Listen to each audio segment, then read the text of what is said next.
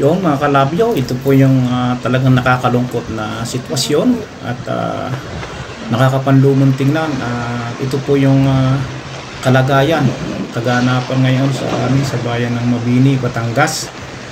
Marami na pong lugar ang lubog na sa baha sa lakas po ng sa higpit pong nagiging ulan, at yan po ay talagang napakadelikado at nakakaawa po mga residente, kaya sobrang ingat po tayo mga taga Mabini, mga kababayan, mga kamag-anakan diyan, lahat po na taga Mabini ay iba yung pag-iingat po. At yan, katulad pong tricycle na yan, delikado po, sana naman ay huwag ikang mapahamak yan. At ito po ay sa lugar na kung saan ay aming barangay boundary po ito ng Malimatok 2. At nag-iba, kita nyo, wala na rin po makakatawid ng mga taga-barangay at sobrang delikado po.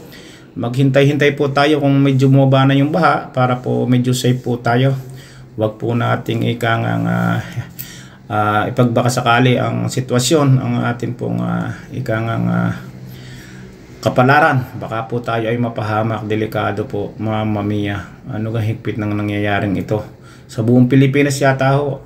Sa napapanood ko sa balita, lahat buong Pilipinas ay halos ay inuulan, kaya ingat po tayo lahat. Samahan na din po natin ng pagdarasal para naman tayo ay mas maligtas. Talaga naman kita nyo ang baha, parang yan ho, ang bilis. At talagang halos ay putik. Yan ho ay galing sa bundok. Talagang wala hong magagawa yan. Ang lakas o.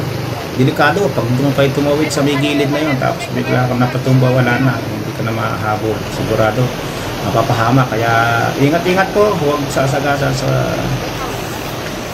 sa baha. Puhupa ho din yan. Puhupa din.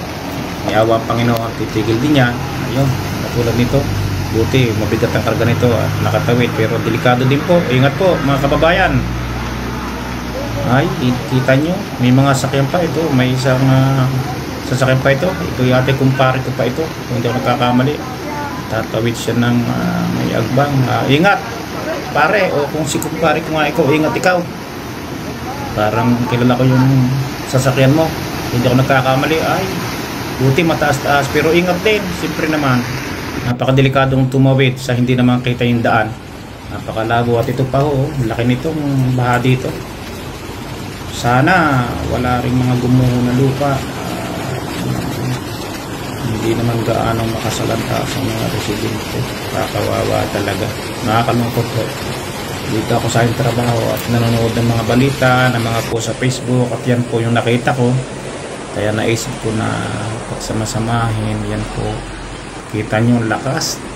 Sana mamaya tumigil na, dahil baka mapuno yung agbang at tumaas pa sa tulay yung baha, ay sigurado masisira. Ay naku, malaking problema. Hindi makakatawid yung mga tao. Gusto ko po, ano ba higpit na nangyayari sa mundo. Kaya sana naman ay matigil na ang pag-ulan na ito. Tapos may mga bagyo pang balita na ilan pa yung parting na bagyo, makupuno naman. Ano bang higpit? Kaya ingat po tayo lahat dyan sa Pilipinas. Nasa peryodo po tayo ng medyo may masalimuot na sitwasyon. Kaya pray lang at matatapos din po, lakas ng loob po. At huwag tayong mawalan ng pag-asa at huwag tayong bibitaw kay Lord. Buti ito mataas-taas, pero pero delikado din po. Siyempre baka biglang may bato na maanuhan sa hindi na makita, o baka biglang mabutos na yung gitna ng karsada, di matatrap. Kaya po napakadelikado po. Ingat po, ingat.